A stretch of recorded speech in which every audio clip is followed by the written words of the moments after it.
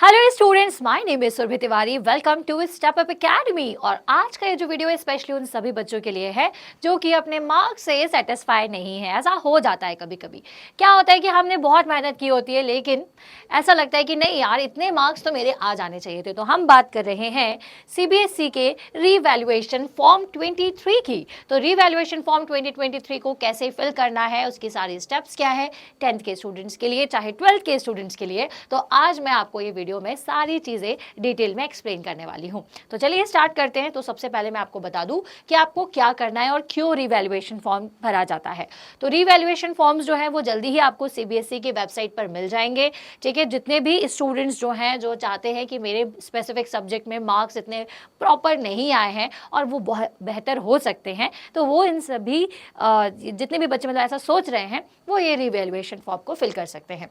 Okay, so students must select the subject they wish to have reevaluated and submit the form. अब भाई देखिए, इस form को भरने से पहले कुछ चीज़ें आप ध्यान रखिए। सबसे पहले तो आराम से बैठिए, सोचिए कि क्या मुझे एक ही सब्जेक्ट में रिवैल्यूएशन करना है या 2 सब्जेक्ट में रिवैल्यूएशन करना है, और क्या मुझे नीड है, क्या इतने मार्क्स आ सकते हैं। मतलब कि इतना कॉन्फिडेंस आपको होना चाहिए कि नहीं, मैंने तो पूरे मार्क्स का अटेम्प्ट किया था लेकिन इसमें मुझे कम मार्क्स मिले हैं। ओके, सो अब आप ये दूसरी पहली चीज़ तो याद रखिए कि भाई कॉन्फिडेंस होना चाहिए कि नहीं, मेरे मार्क्स बढ़ सकते हैं, क्योंकि कभी कभी केस ऐसे भी होते हैं कि मार्क्स डिक्रीज भी हो जाते हैं। इसलिए पहले ही सारे नोटिस में जो जो बातें लिखी होंगी मैं आपको बता दूंगी।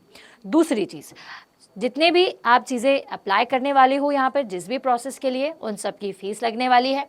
तीसरी चीज़, वेबसाइट कौन कौन सी हो सकती है, तो cbseresults.nic.in, cbse.government.in, results.cbse.nic.in and cbse.nic.in।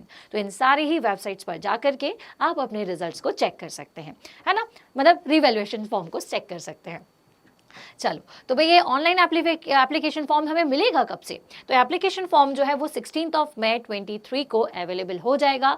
And then उसके बाद जो भी स्टूडेंट सेटिस्फाई नहीं है अपने मार्क्स से, वो इन तीनों चीज़ों को अप्लाई कर सकते हैं, जैसे verification of marks, obtaining photocopy of their answer sheets, revaluation of their answers. अब इन तीनों में अंतर क्या है, डिफरेंस क्या है, ये मैं आपको बता दूं। सबसे पहले है वेरिफिकेशन ऑफ मार्क्स। अगर आप ये देखना चाहते हो कि यार मेरे मार्क्स का एक बार वेरिफिकेशन हो जाए, एक बार रीटोटलिंग हो जाए, तो इसके लिए आपको वेरिफिकेशन ऑफ मार्क्स को फिल करना है। देन अगर आप चाहते हैं कि मुझे आंसर शीट की फोटोकॉपी मिले, तो आप इसके लिए भी अप्लाई कर सकते हो। थर्ड, अगर आप चाहते हो कि मेरे आंसर्स का रीवैल्यूएशन हो, पूरे आंसर्स का मतलब कि एक पर्टिकुलर क्वेश्चन का रीवैल्यूएशन आप चाहते हो कि इस पोर्शन में फोटोकॉपी आपको मिल जाएगी।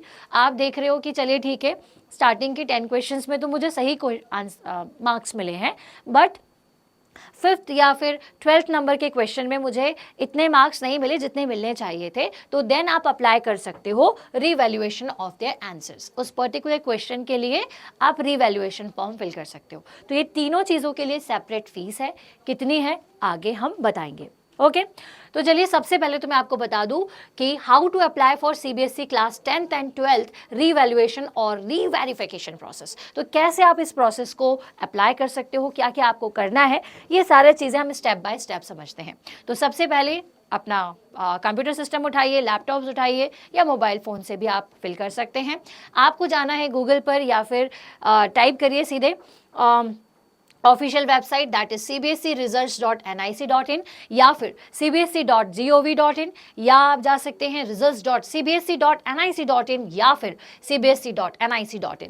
इन सारी साइट्स पर आप जाएं, then click on the direct link to apply for CBSE revaluation application available on the home page.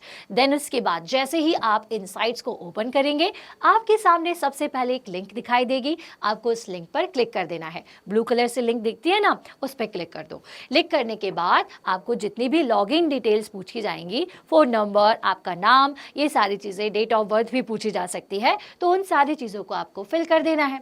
ये तीनों स्टेप्स हो गई। अब आ जाते हैं हम स्टेप नंबर 4 पर। तो the CBSE class 10th and 12th mark verification revaluation form will appear on the screen. अब फॉर्म अवेलेबल हो जाएगा। Fill out all the required details, जितने भी डिटेल्स पूछी हुई है सही करेक्ट उसे फिल कर दीजिए। कोई भी डिटेल को ऐसा ना छोड़िएगा कि वो फिल ना करें, आपको सारी चीज़ें फिल करनी है। ओके, देन उसके बाद submit the prescribed fee of application and then click on the final submit button. अब उसके बाद क्या करोगे, फाइनल सबमिट बटन पे क्लिक कर दो, एक बार रीचेक कर लो कि कोई भी डिटेल ऐसी तो नहीं है जो अनफिल्ड हो गई हो या फिर मैंने जल्दी जल्दी में उसे फिल ना किया हो। फिर download and print a hard copy of it and for the future reference. अब जो भी चीज़ आपने फिल की है उसकी हार्ड कॉपी को आप फ्यूचर रेफरेंस के लिए डाउनलोड कर लें। ओके, देन उसके बाद ये सारा फॉर्म आपका फिल हो चुका है। अब ज़रूरी पॉइंट्स जो आपको जब आप फॉर्म को फिल करोगे उसे ध्यान रखना है। अब फॉर्म कैसे फिल करना है ये तो मैंने बता दिया, प्रोसेस बता दिया। अब फॉर्म को फिल करते समय कौन कौन से इंपॉर्टेंट पॉइंट्स है इसको ध्यान रखना। जैसे application can done in online mode only. अब कई लोग सोचेंगे कि हम ऑनलाइन भरने में दिक्कत हो रही है, हम ऑफलाइन जाके भर देंगे। ऐसा नहीं होगा, सिर्फ और सिर्फ ऑनलाइन मोड ही काम करेगा। ओके, तो ऑनलाइन मोड ही है।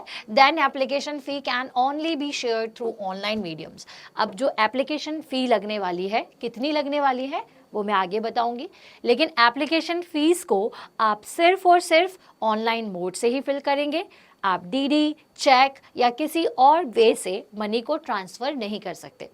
Incomplete forms will be rejected. और अगर आपने प्रॉपर फॉर्म को नहीं भरा है तो फॉर्म आपका रिजेक्ट हो जाएगा।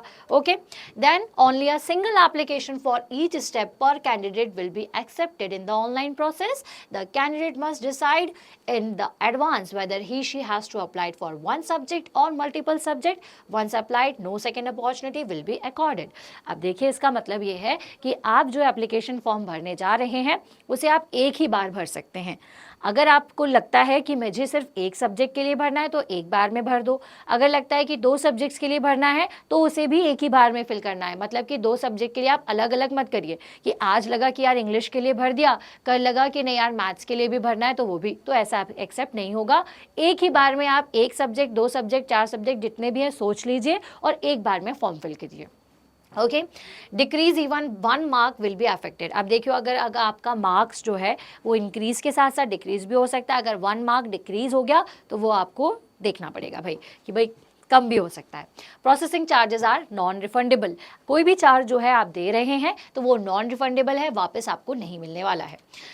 अब भाई बात आ जाती है मेन बात पे कि फीस कितनी लगनी है। तो देखो मैंने आपको बताया कि 3 प्रोसेस है। सबसे पहले तो अगर आप वेरिफिकेशन ऑफ मार्क्स करना चाहते हैं तो उसके लिए अलग फीस है। फिर अगर आप चाहते हो कि नहीं भाई वेरिफिकेशन से भी मैं सेटिस्फाई नहीं हूँ, मुझे तो फोटो कॉपी दे दीजिए, तो फोटो कॉपी के लिए भी आपके लिए अलग फीस है। फोटो कॉपी के बाद आपको लगता है कि यार इस पर्टिकुलर क्वेश्चन में मुझे सही मार्क्स नहीं मिले हैं तो उसके लिए भी एक अलग आपको फ़ी देनी पड़ेगी, है ना। तीनों चीज़ें अगर आप अप्लाई करना चाहते हो तो जैसे सबसे पहले अगर आप अप्लाई ये भी सारी चीज़ें जैसे वेरिफिकेशन ऑफ मार्क्स ऑनलाइन करना है 16 तारीख से 16 मई से 20 मई के बीच में ये आपको अवेलेबल है। इनके बीच में आप इसे फिल कर सकते हो। पर सब्जेक्ट 500 रुपीज़ देना है। मैथ्स के लिए 500, इंग्लिश के लिए 500, अगर आपके 2 सब्जेक्ट हैं तो 1000 रुपीज़।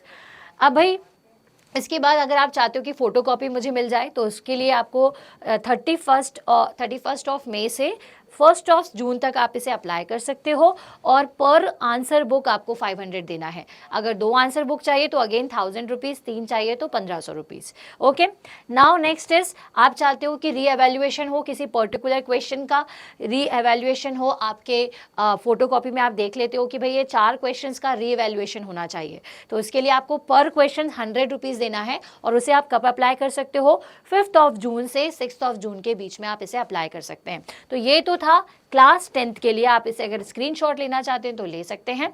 अब मैं बता देती हूँ कि क्लास 12th के लिए क्या है। तो क्लास 12th के स्टूडेंट्स 16 मई से 20 मई मतलब 16 मई से 20 मई के बीच में अगर वो रीवैल्यूएशन चाहते हैं, वेरिफिकेशन ऑफ मार्क्स चाहते हैं तो उसे 500 पर सब्जेक्ट देना है।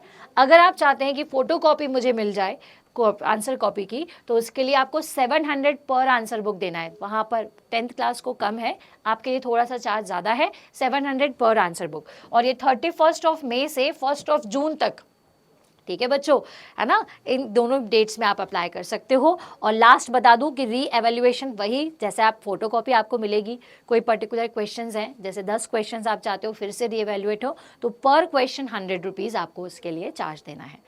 ठीक है, तो 10 क्वेश्चंस हो जाएंगे तो आपको 1000 रुपीज़ देना है ना। तो बच्चों देखो घबराने की, टेंशन लेने की ज़रूरत नहीं है। अगर आप कॉन्फिडेंट हो, है ना। मेरी बताई हुई देखो सारी इन्फॉर्मेशन बिल्कुल आपको समझ में आ गई होगी, और अगर आप कॉन्फिडेंट हैं अपने मार्क्स को लेकर के तो आप बिल्कुल रिवैल्यूएशन को फिल कर दीजिए। लेकिन कहीं ऐसा लग रहा है कि चलो एक बार करके देख लेते हैं, तो वो आप बिल्कुल भी ना करें, क्योंकि ऐसा करने में आपके मार्क्स जो है बच्चों वो डिक्रीज भी हो सकते हैं। और एक इंपॉर्टेंट बात मैं बता दूं कि आपकी मार्कशीट आने में, अब जो मार्कशीट आपको मिली हुई है वो आपको रिटर्न करनी पड़ेगी, और उसके बाद थोड़े डिले टाइम पर, मतलब थोड़े दिनों बाद, 15-20 दिन बाद जब आपकी मार्कशीट मिल जाती है, उसके 15-20 दिन बाद आपकी नई मार्कशीट आपको मिलेगी।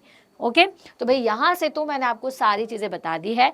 आई होप आपको ये प्रोसेस समझ में आई हो, एंड ऑल द बेस्ट बच्चों। अगर आप इस प्रोसेस के लिए अप्लाई कर रहे हैं, आई होप आप जो चाहते हैं कि आपके मार्क्स इंक्रीज हो जाएं तो वो हो। ओके तो ऐसे ही सारी इन्फॉर्मेशन के लिए, सब्जेक्टिव लेक्चर्स के लिए अभी ज्वाइन करिए स्टेप अप एकेडमी, एंड अपना इतना इंपॉर्टेंट टाइम मेरे साथ शेयर करने के लिए थैंक्स फॉर वॉचिंग।